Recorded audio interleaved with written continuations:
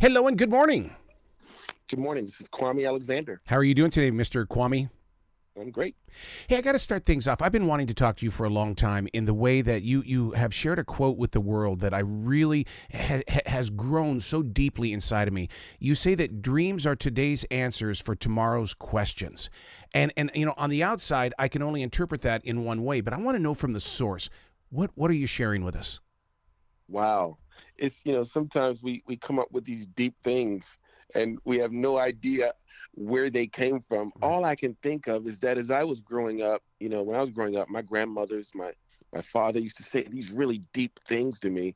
And I found, you can't know what you don't know. Right. Or dishwater gives back no images. Like I'd hear all these wide sayings and I try to understand them. I think this is me trying to convey to my kids some sort of wisdom. And I think what this particularly means is that when we have dreams, when we have these sort of visions, when we have these daydreams, sometimes they mean something. Mhm. And sometimes we don't know exactly what they mean, but perhaps we're going to encounter some experience that we're going to be able to refer back to and say, oh, that's what I was thinking about.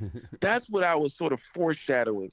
That's what, is sort of perhaps an answer to the questions that I'm dealing with now. Yeah. Your new book is The Door of No Returns. I mean, what I love about this is that a boy, a village, an epic odyssey. I mean, this is something that opens up our imaginations because you teach us through your writing. Yeah, I wanted to tell this story that, we don't really know. We often think of Black history as, 1619 or Right. slavery or Dr. King or civil rights. And I always believe that that's not our beginning, that's our middle. And I wanted to write a story about a beginning, about, true Black history and tell the story, change the narrative of what it means, of what it was like to sort of grow up in Africa as a boy, as a child who's living, laughing, playing, dreaming, dancing, not wanting to do homework, crushing, just like anybody else. So this was sort of my stab at trying to tell that story. I love the way you explain it like that because I believe in the theory of before there can be a tree, there has to be a raindrop. The tree hits the seed, or the raindrop hits the seed, becomes the tree sacrifices its life. I write on it, we're communicating. And it's like there's such a journey, and I wish people would understand that. Wow, that's really deep. I definitely want to borrow that, my friend. We don't things don't come out of a vacuum. Nothing is new. But I think that the stories that we tell, the life that we live, is because other people struggled or other people, survived and thrived. And so I know that I'm writing. I know that I'm here because there were people before me, my grandparents, Mm-hmm. my mother's, third great grandmother who's from a country called Sierra Leone. And so I believe that as a writer, I have a responsibility and accountability to tell these stories in a way that's authentic and honest and meaningful and significant and respects those who came before me. I'm probably not going to get the names pronounced properly, but I'm going to give it a shot anyway. Kofi and Ama. I can't imagine how many lives are going to be touched by the way that they face this brand new world. Yeah, and you think about it, and it's a brand new world, as Yeah. you say. But what that means is they're being taken away from their beautiful old world, the world that they know, the world that they grew up in. And I often think about, when I think about my ancestors, I'm so grateful for all the things that they went through and how they survived these moments in their lives, dramatic and traumatic, because I would not be here without them. So this story is really about me sort of trying to imagine what it was like for me, for the me nobody knows, the me 300 years ago, that ancestor who survived. Writing a book in verse form. My last book was that way, and a lot of people didn't understand it because they felt like it's like, I don't read the way that you write. Were you listening to music while you were putting this book together? Because there is that nice flow through it. I always listen to music when I'm when I'm writing the first draft of a book. I'm listening to instrumental jazz. I can't Yeah. have words, but I can have a horn. I can have a violin or a saxophone. So I'm listening to Miles Davis and Dexter Gordon and Oscar Peterson. I'm listening to that bebop and that straight ahead jazz, and it influences the way I'm writing. It influences the rhythm, the conciseness, the figurative language, all those things that go into making a poem. And if I'm doing my job right, even though I'm writing a novel in verse, 10, 20, 30 minutes into it, you forget that you're reading poetry because you're sort of caught up in that rhythm. So true, so true. What's really interesting is that that's the kind of stuff that appears on the page that a listener or even a reader will pick up. It's like when I go in to do voiceover work. The goal, I cannot be angry, I cannot be sad before I read that. They will pick it up on the other side, and it's the same thing with your words on a page. If you're listening to music, as they are. Yeah, that voice is so important. And, you don't have a whole lot of words when you're writing poetry. You have very few words to tell a very, weighty, in my case, a very weighty and heavy, thematic story. And so you really got to get it right. And you got to spend, I posit that poets who write novels, it requires a lot more time because you're not only writing a story, a beginning, middle, and end, but each poem has to stand on its own. So you're almost like writing it twice. That's so funny you say that because my last book, which is called Scrambled Eggs, I just basically tell people it's 58 pieces of poetry that happen to share a story. Well, first of all, you got me hungry now with the scrambled eggs, but that's another story.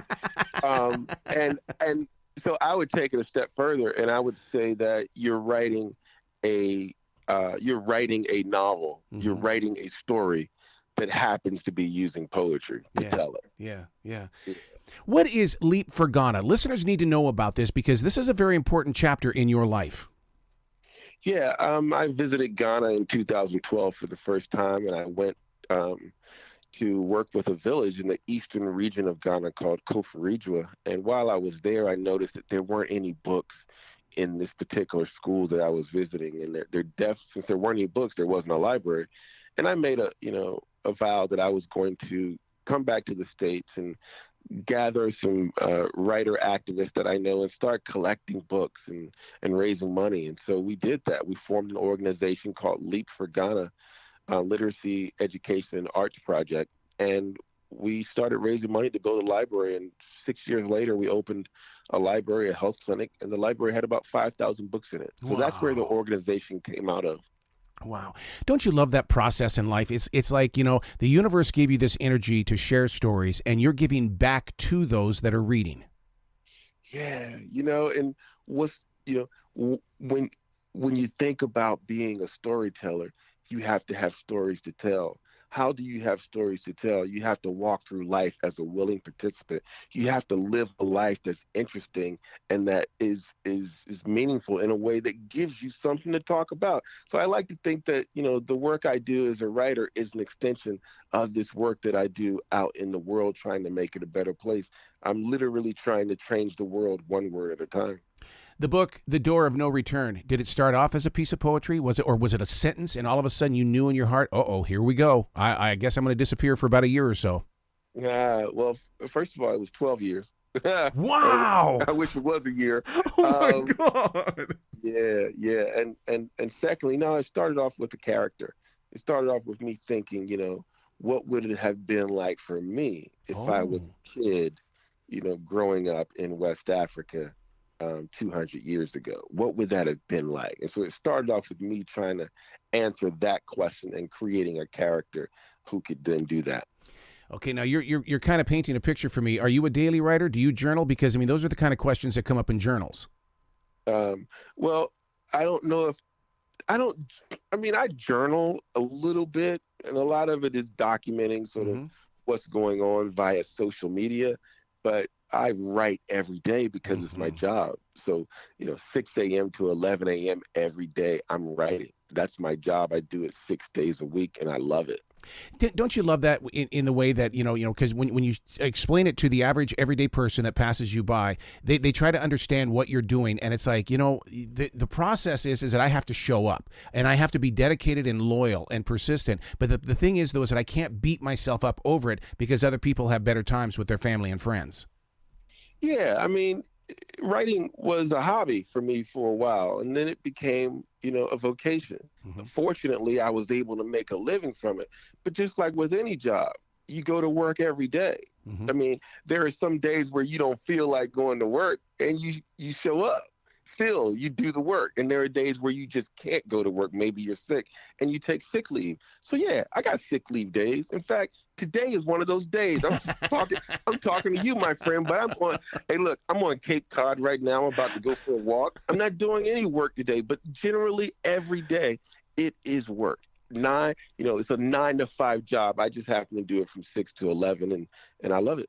Those walks are so important. I call it either my intention walk or I call it my transition walk. But during those walks, and I wish listeners would take those, it gives you that opportunity to connect.